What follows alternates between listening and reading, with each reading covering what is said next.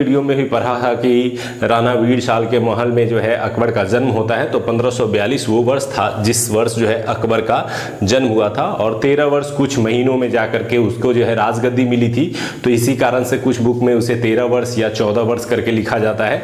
तो लगभग 13 और 14 वर्ष के बीच में जो है उसे राज्यरोहण करने का यानी राजा बनने का अवसर मिला था और ये 1556 ईस्वी में हुआ था। तो 1542 में जो है उसका जन्म हुआ था और 1556 ईस्वी में जो है उसे राजगद्दी मिली थी। तो यहां से आप एक पॉइंट याद रख सकते हैं, क्योंकि पानीपत के द्वितीय युद्ध के साथ वो वास्तविक राजा बना था। ऐसे में 1556 का ईस्वी आप याद रख सकते हैं उसके राज्याभिषेक को लेकर के। 1560 4 वर्षों तक 1556 से लेकर के 60 तक वो क्या किया था, बैरम खां के संरक्षण में रहा था, जिसे वो खान बाबा या खानम बाबा कह करके संबोधित करता था। तो वो खान बाबा के संरक्षण में जो है वो 4 साल रहा था और 1560 में फिर जो है उसके खान बाबा की हत्या जो है हो जाती है, एक अफगान के द्वारा उसकी मृत्यु हो जाती है। तो इस प्रकार से बैरम खां का पतन या बैरम खां की मृत्यु कब होती है, तो 1560 ईस्वी में। इसके अलावा 1562 की 2 महत्वपूर्ण घटनाएं हैं। एक तो महत्वपूर्ण घटना ये थी कि उसने दास प्रथा अंत की घोषणा जो है 1562 में करता है वो, और दास प्रथा का जो सिस्टम चला आ रहा था उसे समाप्त करने की वो घोषणा करता है। इसके अलावा आपने पढ़ा भी होगा कि सल्तनत काल में जो है दासों का प्रचलन काफ़ी ज़्यादा था और दास प्रथा अपने चरम सीमा पे थी। फिरोज शाह तुगलक के समय जो है वो बड़ी संख्या में उसके दरबार में दास रहा करते थे। तो ये बिंदु भी है। तो दास प्रथा का अंत उसने कब किया था, 1562 में किया था। तो इस तरह से क्रम से आप डेट लिख लेंगे अपने नोटबुक में और फिर उससे जुड़े हुए पॉइंट्स लिख लेंगे तो आसानी से याद हो जाएगा। इसके अलावा पर्दा प्रथा का जो पर्दा शासन था, जिसे पेटीकोट शासन भी कहा जाता है, उस शासन के अंतर्गत भी 62 तक जो है लगभग स्वतंत्र हो गया था अकबर, लेकिन फुल्ली जो है वो स्वतंत्र 1564 में होता है, लेकिन 62 में भी माना जाता है कि वो पर्दा शासन से जो है वो मुक्त हो गया था। बात करें 1563 में, तो जब वो 1562 ईस्वी में उसकी शादी होती है राजपूत शासक कछवाहा राजा की पुत्री, जिसे हम लोगों ने पढ़ा था कि हरका बाई से उसका विवाह होता है, जिसे जोधाबाई के नाम से भी जाना जाता है। तो जब राजपूतों के साथ उसके वैवाहिक संबंध बनते हैं तो उसकी प्रवृत्ति जो है उदारता वाली हो जाती है और वह हिंदुओं के प्रति उदार नीति अपनाता है। और उसका सबसे पहला लक्षण दिखता है 1563 ईस्वी में, जब वह तीर्थ यात्रा कर समाप्त कर देता है, यानी हिंदुओं पर जो धार्मिक यात्रा करने के दौरान जो टैक्स लिए जाते थे उसे वो माफ़ कर देता है। तो इस तरह से ये प्रश्न भी बनता है कि कौन कौन से उदार प्रवृत्ति वाले उसने काम किए थे। तो उसमें से तीर्थ यात्रा कर की समाप्ति, और तीर्थ यात्रा कर क्या था, तो धार्मिक स्थानों पर यात्रा करने के बदले में लिया गया शुल्क जो है वो तीर्थ यात्रा कर हुआ करता था। तो उसने हिंदुओं को जो है तीर्थ यात्रा कर माफ कर दिया था। इसके अलावा 1564 में जो है उसने जजिया कर की समाप्ति की घोषणा कर दी। और जजिया कर मैंने कई बार आपको बताया है कि वैसा कर हुआ करता था जो गैर मुसलमानों से मुसलमान शासक द्वारा जो लिया जाता था, तो वो जजिया कर कहलाता था। तो मैंने अभी बताया कि चूंकि वो हिंदू परिवार से उसका विवाह होता है, तो उसके बाद हिंदू परिवारों के प्रति, हिंदू समाज के प्रति उसमें सहानुभूति आती है और वो ऐसे प्रथाओं को धीरे धीरे तोड़ना शुरू करता है जो हिंदू और मुस्लिम के बीच में जो है दूरी बना करके रखे थे। कहा जाता है कि मध्यकालीन भारतीय राजाओं में विशेष रूप से अकबर वह राजा था जिसने हिंदू और मुस्लिम एकता को बनाने का काम किया था, और उसमें ये कुछ उसके प्रमुख उदाहरण हैं जिसके माध्यम से ये एकता बन पाई थी। तो 1564 बहुत ही इंपॉर्टेंट है। कितनी बार एग्जाम में पूछा गया है कि जजिया कर की समाप्ति जो है अकबर के द्वारा कब की गई थी, तो ये की गई थी 1564 में। 1571 वो समय था जब उसने फतेहपुर सीकरी की स्थापना की थी। एक शहर बसाया था उसने आगरा के पास जिसका नाम था फतेहपुर सीकरी। वहाँ पे उसने कई महलों का भी निर्माण करवाया था। इसके अलावा उसने बुलंद दरवाज़ा का भी निर्माण जो है वो फतेहपुर सीकरी में करवाया था। इसके संबंध में कहा जाता है कि जब वह गुजरात विजय कर आया था तो उसने फतेहपुर सीकरी का निर्माण करवाया था, जिसके कारण इसके डेट को लेकर के थोड़ा सा कन्फ्यूजन भी रहता है, क्योंकि वो गुजरात से 73 में लौट करके आता है 1573 में, और आने के बाद जो है वो एक दरवाज़ा बनवाता है जिसका नाम पड़ता है बुलंद दरवाज़ा। वो वास्तव में एक विक्ट्री कह सकते हैं विक्ट्री गेट के रूप में था कि जब वो जीत करके आता है तो अपने विक्ट्री को दिखाने के लिए जो है वो एक बुलंद दरवाज़ा का निर्माण करवाता है। कब करवाता है, 1573 में, जब वो गुजरात से जीत करके आता है 1572-73 के युद्ध में। तो उसके बाद उसने बुलंद दरवाज़ा का निर्माण करवाया, और बुलंद दरवाज़ा के ही बाद क्या था, फतेहपुर सीकरी। और फतेहपुर सीकरी की नींव जो है वो 1571 में रखता है, लेकिन वो पूरा होकर के तैयार होने में उसे समय लग जाता है। तो इस प्रकार से फतेहपुर सीकरी को उसने जो है स्थापना किया और बाद में चल करके उसे अपनी राजधानी भी बना लेता है। तो दिल्ली से आगरा, आगरा से जो है वो फतेहपुर सीकरी राजधानी लेकर के चला जाता है। इसके अलावा 1573 का जो ईस्वी है वो बुलंद दरवाजा निर्माण के लिए प्रसिद्ध रहा है। अब बात करते हैं उसके धार्मिक क्षेत्र के कुछ कार्य जो है वो 1575 से आपको दिखाई देंगे। चूंकि उसकी धार्मिक रुचि बहुत ज़्यादा थी, पिछले वीडियोस में मैंने बताया था आपको कि वो पढ़ा लिखा नहीं था और अंगूठा छाप अगर कहा जाए कि कौन सा शासक था मध्यकालीन भारतीय इतिहास में, तो वो दिखाई देता है कौन? अकबर।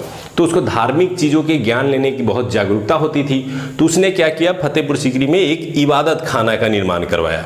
इबादत खाना क्या था? तो एक ऐसा भवन था जिसमें इस्लाम धर्म के विभिन्न गुरु आते थे और किसी विषय पर जो है विचार विमर्श करते थे, डिस्कस करते थे और वाद विवाद करते थे और फाइनल कंक्लूजन निकाल करके राजा को बताते थे। तो वो वाद विवाद में बैठा करते थे और धार्मिक चीज़ों के ज्ञान को लेने का प्रयास करते थे। उसके संबंध में जो जानकारी मिलती थी तो वो सीखने का प्रयास करते थे। इस क्रम में आपको याद क्या रखना है कि 1575 में जब इबादत खाना की स्थापना होती है तो इसमें केवल मुस्लिम जो धर्मगुरु थे उन्हें ही प्रवेश करने की परमिशन मिली थी। तो इस तरह से वो केवल इस्लाम धर्म के बारे में जान पा रहा था। लेकिन चूंकि वो हिंदू धर्म से उसकी नज़दीकता बढ़ गई थी, नतीजा ये हुआ कि 1578 में उसने अपने इबादत खाने को सभी धर्मों के लिए खोल दिया। तो यहाँ से एक प्रश्न बनता है, कब उसने स्थापना की और कब उसने जो है सभी धर्मों के लिए खोल दिया? तो 1578 में उसने जो है इसे सभी धर्मों के लिए खोल दिया था। अब 1578 में क्या हुआ कि वहाँ पर इस्लाम धर्म के गुरु भी आने लगे, हिंदू धर्म से जुड़े हुए गुरु आने लगे, ईसाई धर्म से जुड़े हुए गुरु आने लगे, जैन धर्म से जुड़े हुए जिन सिंह सूरी, हरिविजय सूरी जैसे गुरु जो है वो आने लगे और वो सभी बैठ करके किसी बिंदु पर जो है वाद विवाद करते थे और अपने अपने मत रखते थे जो अलग अलग धर्मों के अनुसार है। अब क्या हुआ, अगर ये डिस्कशन होता है तो स्वाभाविक है कि सभी धर्म जो है अपने धर्म को श्रेष्ठ दिखाने का प्रयास करेंगे। तो कई बार अकबर कंफ्यूज हो जाता था कि हम किस धर्म के मूल बिंदु को माने, किस धर्म की विशेषताएं अधिक हैं, वो समझ नहीं पा रहा था। तो उसने एक नया तरकीब निकाला और एक नई चीज की घोषणा की जस्ट उसके अगले साल 1579। इसमें क्या किया उसने? महजर की घोषणा। कहीं कहीं आपको बुक में ये मजहर लिखा हुआ दिखाई देगा, लेकिन आपको याद रखना है महजर। महजर की घोषणा उसने की और महजर की घोषणा कब करता है? 1579 ईस्वी में। इसमें क्या होता है कि राजा को धार्मिक अधिकार मिल गए। जहां तक पहले धर्म गुरुओं को यह अधिकार था कि वो किसी बिंदु की धार्मिक व्याख्या कर सके, लेकिन महजर की घोषणा के बाद राजा को यह अधिकार हो जाता है कि वह किसी बिंदु के धार्मिक पक्ष को बता सके। अब जैसे चार धर्मों के बीच किसी मूल विषय को लेकर के डिबेट हो रहा है, डिबेट के बाद चारों जो है अपने अपने तर्क रख रहे हैं और कोई किसी एक मत पे नहीं पहुंच पा रहा है। तो ऐसे में महजर के अनुसार राजा को यह अधिकार है कि वह डिसाइड करेगा कि कौन सबसे बेस्ट है और क्या सबसे बेस्ट है। तो इस प्रकार से उसने धार्मिक अधिकार अपने अंडर में ले लिए, जो कि इससे पहले के किसी भी राजा द्वारा नहीं किया गया था। वो जितने भी राजा होते थे वो धार्मिक गुरुओं को ही महत्व देते थे, धार्मिक विषयों की व्याख्या की। लेकिन अब अकबर स्वयं को जो है धार्मिक विषयों का श्रेष्ठ बनाता है और महजर की घोषणा कर देता है। तो कब की उसने महजर की घोषणा और महजर की घोषणा के बाद उसे कौन से अधिकार मिल गए, इसे आप ध्यान में रखेंगे। ये घटना हुई थी 1579 में। 1580 की एक घटना है दहसाला बंदोबस्त। हम आगे भी हम लोग इसको डिस्कस करेंगे। दहसाला बंदोबस्त जो है ये राजा टोडरमल थे और जो टोडरमल उनके 9 रत्नों में से एक थे, उन्हीं के माध्यम से जो है ये लागू हुआ था। तो टोडरमल के माध्यम से लागू हुआ था। तो आप यहाँ पे डेट याद रखिए, आगे हम लोग इसको यहाँ पे थोड़ा सा डिटेल में समझेंगे। तो दहसाला बंदोबस्त 1580। 1582 1582 दीने इलाही धर्म की स्थापना। एक नए धर्म की स्थापना जो है वो 1582 ईस्वी में दीन ए इलाही नाम से की जाती है। और कई बार एग्जाम में इस डेट को पूछा गया, दीने इलाही किसने शुरू किया, कब शुरू किया और इसके पीछे क्या मकसद थे। तो वास्तव में मकसद ये था कि वो एक किसी प्रकार का नया धर्म नहीं था, बल्कि वो सभी धर्मों की अच्छाइयों को मिला करके एक सार्वभौम धर्म बनाने का प्रयास जो है वो अकबर का था कि वो सभी धर्मों के लिए उसके दरवाजे खुले होंगे। लेकिन जो उसके रूल्स थे वो थोड़े से अलग थे, टफ थे। जैसे राजा को ही अपना गुरु मानना है, अपनी पगड़ी उतार करके राजा के चरणों में रख देना है, राजा फिर पगड़ी उठा करके आपके सर पे रख देंगे। नतीजा ये हुआ कि ना तो इस्लाम धर्म वाले उस चीज़ को स्वीकार कर पा रहे थे और ना ही कोई अन्य धर्म वाले लोग जो हैं इस धर्म को एक्सेप्ट कर पाए। इसका कारण ये निकल करके आया कि मात्र 18 लोगों ने इस धर्म को स्वीकार किया है। अकबरनामा के अनुसार केवल 18 लोगों ने इस धर्म को स्वीकार किया था और उसमें से एकमात्र हिंदू था जिसका नाम था बीरबल, और वो भी हम लोग पढ़ेंगे कि वो नवरत्नों में से एक था बीरबल, जिसका वास्तविक नाम महेश दास हुआ करता था। तो महेश दास या बीरबल एकमात्र हिंदू था जिसने दीने इलाही धर्म को जो है स्वीकार किया था। इसके अलावा दीने इलाही धर्म को स्वीकार करने की तिथि भी निर्धारित थी, दिवस निर्धारित था कि रविवार के दिन ही इस धर्म में प्रवेश लिया जा सकता था। तो एक दिन तय किया गया था इस धर्म में प्रवेश करने का। लेकिन इस धर्म की शुरुआत तो हुई लेकिन 18 लोग ही इसमें जुड़ पाए, जिसके कारण विंसेंट स्मिथ नाम के जो इतिहासकार हैं वो कहते हैं कि दीने इलाही जो शुरू करना है वो अकबर का सबसे मूर्खतापूर्ण जो है वो कार्य था, या मूर्खता का स्मारक है ये अकबर का, यानी दीने इलाही धर्म शुरू करना। क्योंकि बाकी सारे काम उसके बहुत अच्छे दिखाई देते हैं, अच्छा कर रहा होता है, लेकिन ये एक ऐसा काम था जिससे उसने शुरू तो किया था लेकिन उतना बेहतर सफल नहीं हो पाया जितना वो एक्सेप्ट कर रहा था। अब आते हैं 1583 में एक इस्लामिक कैलेंडर उसने शुरू किया था जिसका नाम रखा था इलाही संवत। तो ये भी प्रश्न पूछा जाता है इलाही संवत की शुरुआत किसने की और कब की थी, तो 1583 में। 1585 में उसने अपनी राजधानी को बदल करके लाहौर में स्थानांतरित कर दिया था। तो फतेहपुर सीकरी थी राजधानी, वहाँ से कहाँ चली गई, लाहौर राजधानी चली गई। और उसके बाद जो है उसका समय जो है मूल रूप से दक्षिण भारत में लड़ाई करते हुए, युद्ध करते हुए बीता। और इस क्रम में आप जानते हैं कि 1601 ईस्वी जब वह असीरगढ़ के किले पर आक्रमण करता है जहाँ बहुत सारा धन उसको प्राप्त होता है, ये उसके जीवन की अंतिम लड़ाई थी। इसके बाद क्या हुआ था कि अकबर चूंकि बहुत लंबे समय तक जीवित रह गया था, तो उसका पुत्र सलीम जो कि बहुत ही दुलारा था वो अब बड़ा हो गया था और वो राजा बनना चाह रहा था। और उसके पिता अकबर थे कि अब दुनिया से जा ही नहीं रहे थे।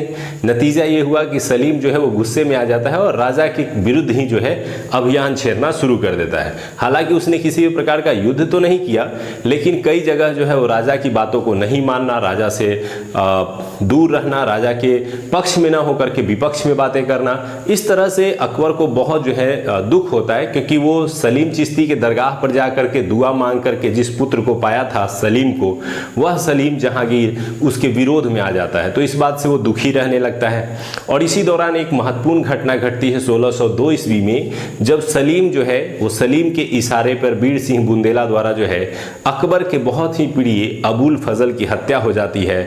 अकबर बहुत परेशान रहने लगता है और वो इस मौत से काफ़ी दुखी था, अपने पुत्र के व्यवहार से काफ़ी दुखी था। और फाइनली 1605 ईस्वी में उसकी मृत्यु हो जाती है और सिकंदरा में उसको दफना दिया जाता है।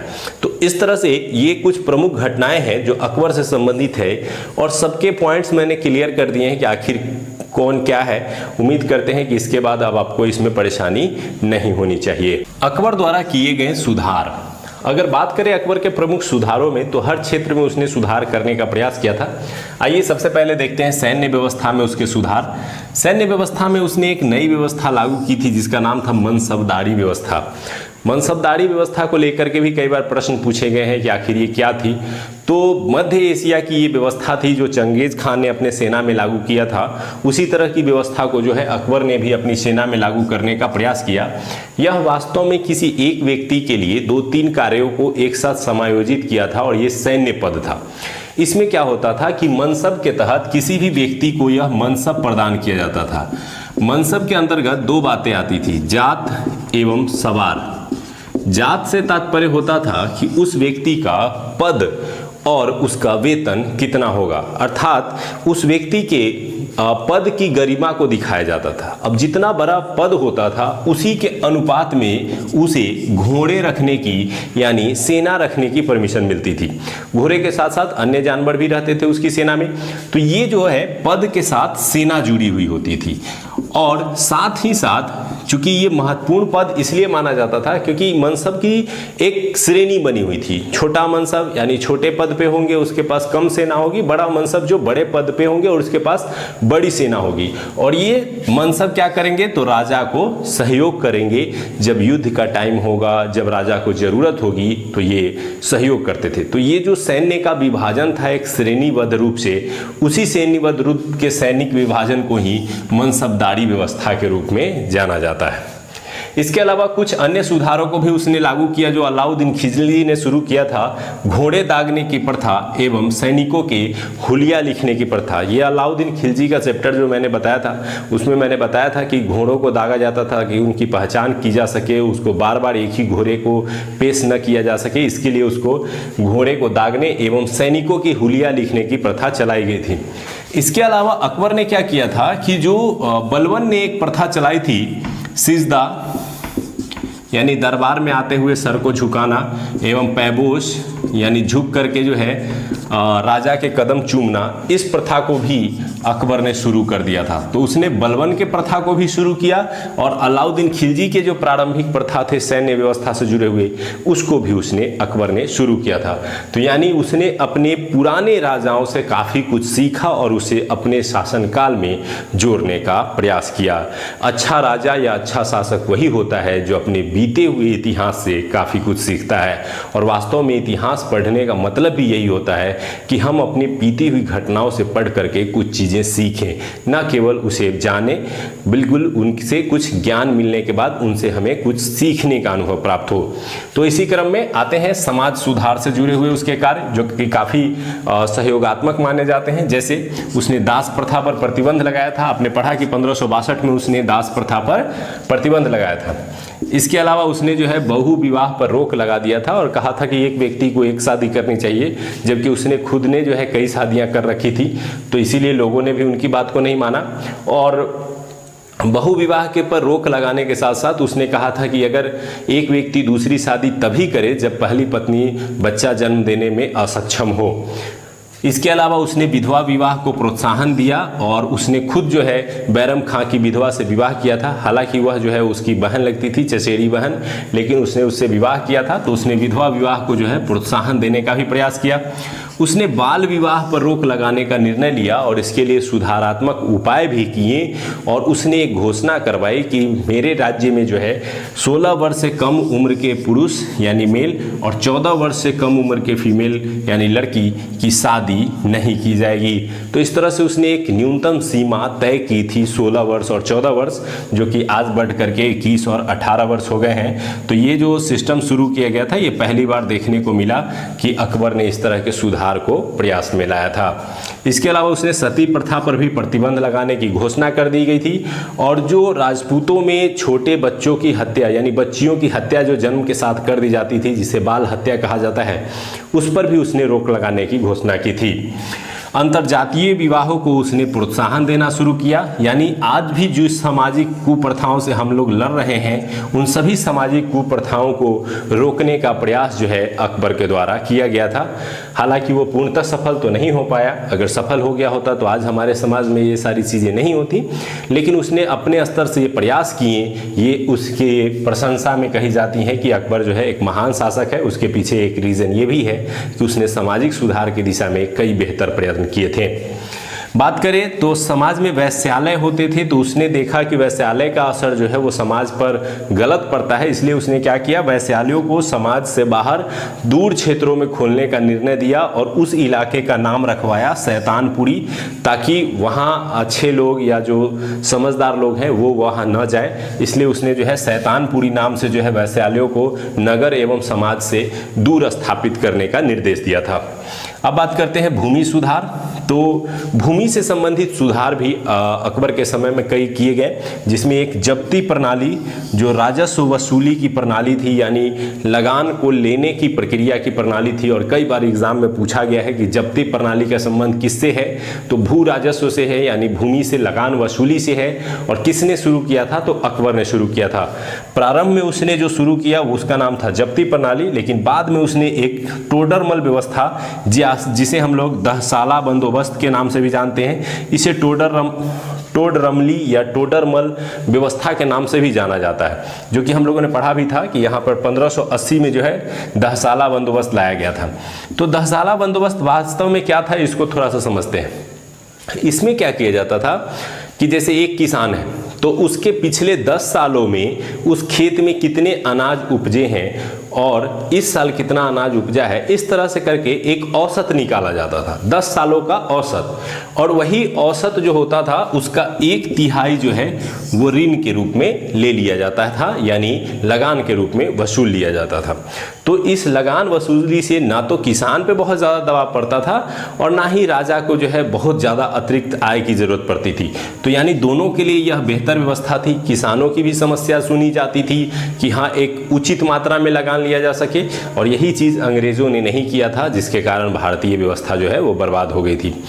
तो इस प्रकार से दहसाला बंदोबस्त जो है वो 10 सालों के व्यवस्था को देखते हुए लगान निर्धारण की व्यवस्था थी, इसीलिए इसका नाम पड़ गया था दहसाला बंदोबस्त। तो उम्मीद करते हैं कि आपने सैन्य सुधार, समाज सुधार और भूमि सुधार से संबंधित बिंदुओं को ध्यान से समझा होगा। अब आते हैं अकबर के प्रमुख निर्माण। अकबर जो है एक निर्माता के तौर पे भी जाना जाता है, क्योंकि उसने स्थापत्य कला के क्षेत्र में जहां निर्माण को बहुत प्रोत्साहित किया, वहीं चित्रकला के क्षेत्र में, संगीत कला के क्षेत्र में भी उसके इंटरेस्ट रहे हैं, जो कि आप देखेंगे। आइए देखते हैं उसके प्रमुख निर्माण। तो आगरा का लाल किला ये बहुत ही महत्वपूर्ण है, क्योंकि आप पढ़ते होंगे मुख्य रूप से दिल्ली का लाल किला। तो दिल्ली का लाल किला जो है वो शाहजहां के द्वारा बनवाया गया था, जबकि आगरा का लाल किला पूछा जाएगा तो वो अकबर के द्वारा बनवाया गया था। और इस क्वेश्चन में काफ़ी कन्फ्यूज़न क्रिएट किया जाता है ताकि गलत किया जा सके आंसर, और जो इतने बारीक क्लोज होते हैं उन्हीं आंसरों में मार्क्स थोड़े से 19-20 होने से जो है वो रैंक ऊपर नीचे हो जाते हैं। तो इसलिए ध्यान रखना है इसको थोड़ा सा। इसके अलावा उसने इलाहाबाद का किला भी बनवाया था और लाहौर का किला बनवाया था। तो 3 प्रमुख किले आपको याद रखने हैं। इसके अलावा उसने फतेहपुर सीकरी एक नगर ही बसाया था, जो कि हम लोगों ने अभी देखा था कि फतेहपुर सीकरी नगर बसाया और उसे राजधानी भी बनाया था। वहाँ उसने दीवाने खास पंचमहल का निर्माण करवाया था। इसके अलावा उसने अपनी पत्नी जोधाबाई का महल, यानी पत्नी के लिए एक महल का निर्माण करवाया था, जोधाबाई का महल। और बुलंद दरवाज़ा, अभी आप लोगों ने पढ़ा था कि गुजरात विजय से लौटने के क्रम में उसने जो है बुलंद दरवाज़ा का निर्माण करवाया था, और बुलंद दरवाज़ा जो था वो फतेहपुर सीकरी में प्रवेश द्वार के रूप में जाना जाता है। इसके अलावा उसने अपने पिता के मकबरे का निर्माण करवाया था। तो दिल्ली में हुमायूं का मकबरा जो है वो किसके द्वारा बनवाया गया था, तो अकबर के द्वारा बनवाया गया था। तो ये प्रमुख निर्माण है जिसे आपको याद रखना है। उम्मीद करते हैं याद हो गया होगा। फिर से एक बार रिपीट करते हैं।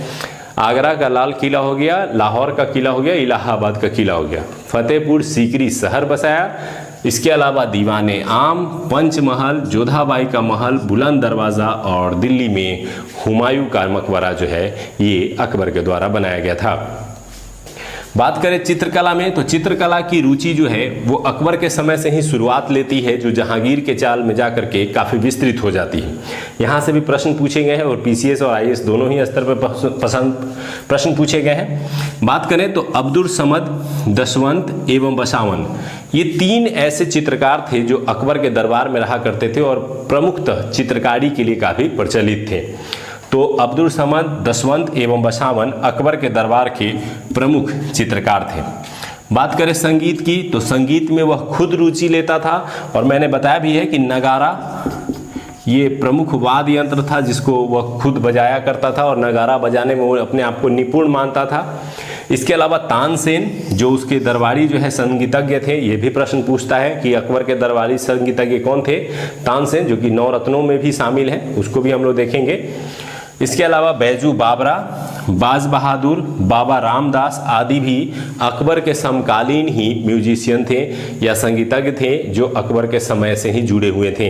तो यहाँ से भी प्रश्न कई बार पूछा जाता है कि बैजू बाबरा किसके समकालीन थे, तो अकबर के समकालीन थे। तो उम्मीद करते हैं कि ये सारे पॉइंट्स जो है आपको याद हो गए होंगे।